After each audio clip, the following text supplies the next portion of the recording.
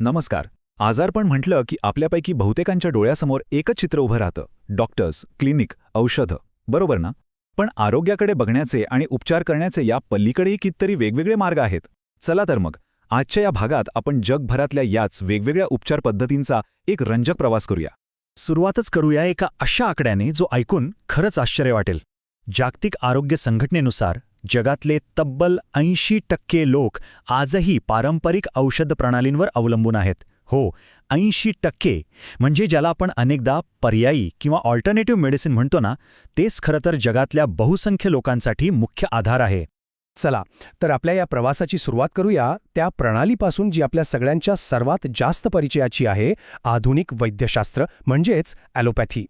तर ही ॲलोपॅथी म्हणजे नेमकं काय? सोप्या भाषेत सांगायचं झालं तर ही एक विरुद्ध उपचार पद्धती आहे. म्हणजे समजा ताप आला तर ॲलोपॅथी असं औषध देईल जे शरीराचं तापमान कमी करेल, म्हणजे लक्षणांच्या अगदी विरुद्ध काम करेल. हाच तिचा मूळ सिद्धांत आहे. आणि इथेच एक इंटरेस्टिंग गोष्ट समोर येते. ॲलोपॅथी जरी आपल्याला आधुनिक वाटत असली तरी तिची मुळं खोलवर निसर्गात रुजलेली आहेत. फार्माकॉग्नोसी नावाचं शास्त्र जे नैसर्गिक औषधांचा अभ्यास करतं, तेच खरं तर पारंपरिक ज्ञान आणि आधुनिक विज्ञानाला जोडणारा एक महत्त्वाचा दुवा आहे. आणि हे बघा, ही त्याचीच काही उत्तम उदाहरणं आहेत.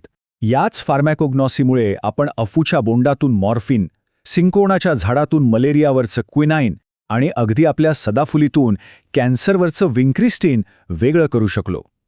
निसर्गातल्या अर्कांना आधुनिक औषधांमध्ये बदलण्याची ही प्रक्रिया कमाल आहे, नाही का? ठीक आहे, तर ॲलोपॅथीबद्दल आपण जाणून घेतलं. आता वळूया जगभरातल्या इतर उपचार पद्धतींकडे. आणि आपला पहिला थांबा आहे भारत. भारतात उगम पावलेली तब्बल 5000 वर्षांहून जुनी अशी ही आयुर्वेद प्रणाली. आयुर्वेद या नावाचा अर्थच आहे जीवनाचं विज्ञान. ही फक्त आजारावर उपचार करणारी पद्धत नाहीये, तर शरीर, मन आणि आत्मा यांच्यात संतुलन साधून एक निरोगी आयुष्य कसं जगावं हे शिकवणारी एक समग्र जीवनशैली आहे.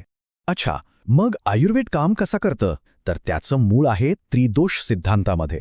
हे 3 दोष म्हणजे वात, पित्त आणि कफ यांना शरीरातल्या 3 मुख्य ऊर्जा समजू शकतो. आयुर्वेदानुसार जोपर्यंत या तिघांमध्ये एक छान बॅलन्स आहे तोपर्यंत आपण निरोगी असतो. पण ज्या क्षणी हा बॅलन्स, हे संतुलन बिघडतं, तिथूनच आजारपणाला सुरुवात होते. चला आता भारतातून निघून चीनकडे जाऊया. इथे ही 2000 वर्षांपेक्षा जुनी एक पारंपरिक वैद्यक प्रणाली आहे आणि तिचा आरोग्याकडे पाहण्याचा दृष्टिकोन पूर्णपणे ऊर्जेच्या प्रवाहावर आणि संतुलनावर आधारित आहे. या प्रणालीचा केंद्रबिंदू आहे यिन आणि यांग. या 2 परस्पर विरोधी पण एकमेकांना पूरक असलेल्या शक्ती आहेत. म्हणजे कसं, रात्र आणि दिवस किंवा थंड आणि गरम या दोन्ही शक्तींचं संतुलन ची नावाच्या जीवन ऊर्जेचा प्रवाह नियंत्रित करतं. आणि जोपर्यंत हा प्रवाह शरीरात व्यवस्थित सुरू आहे तोपर्यंत आरोग्य टिकून राहतं.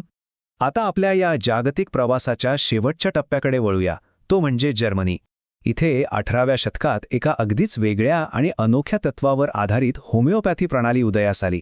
होमिओपॅथीचं मूल तत्व आहे समः समम शमयती. इंग्रजीत याला लाईक क्युअर्स लाईक म्हणतात. सोप्या भाषेत सांगायचे तर काट्याने काटा काढणे. म्हणजे काय, तर जो पदार्थ एका निरोगी माणसामध्ये आजाराची लक्षणं तयार करतो, तोच पदार्थ अगदी कमी प्रमाणात दिल्यास आजारी माणसामध्ये तीच लक्षणं बरी करण्याची ताकद ठेवतो. तर आतापर्यंत आपण 3-4 वेगवेगळ्या प्रणालींची ओळख करून घेतली. आता जरा त्यांच्यातले मूलभूत फरक समजून घेऊया. इथे बघा, सगळ्यात मोठा फरक आहे दृष्टिकोनाचा. ॲलोपॅथी थेट रोगावर आणि त्याची लक्षणं दाबण्यावर लक्ष केंद्रित करते. या उलट आयुर्वेद व्यक्तीच्या संपूर्ण आरोग्यावर म्हणजे वेलनेसवर लक्ष देतो. एक रोगाला लक्ष करतो तर दुसरा निरोगी राहण्याला प्रोत्साहन देतो. आता आयुर्वेद आणि होमिओपॅथीमध्येही एक मोठा फरक आहे.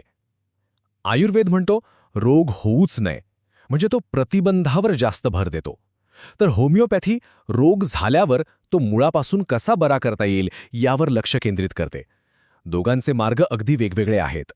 तर मग या सगळ्या प्रवासातून आपण काय शिकलो, काय महत्त्वाचे मुद्दे लक्षात ठेवायला हवेत? चला पाहूया. यातून एक गोष्ट अगदी स्पष्ट होते. प्रत्येक प्रणालीची स्वतःची एक ताकद आहे.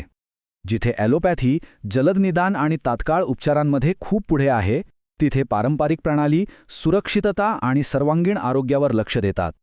खरं तर निरोगी असण्याची व्याख्याच प्रत्येक प्रणालीत थोडी वेगळी आहे. आणि हेच आपल्याला एका शेवटच्या पण महत्त्वाच्या प्रश्नावर आणून ठेवतं. आरोग्याचं भविष्य नक्की कसं असेल? या सगळ्या प्रणाली एकत्र येऊन एकच सर्वोत्तम पद्धत तयार होईल की या विविधतेतच आरोग्याचं खरं रहस्य दडलंय? यावर नक्कीच विचार करायला हवा.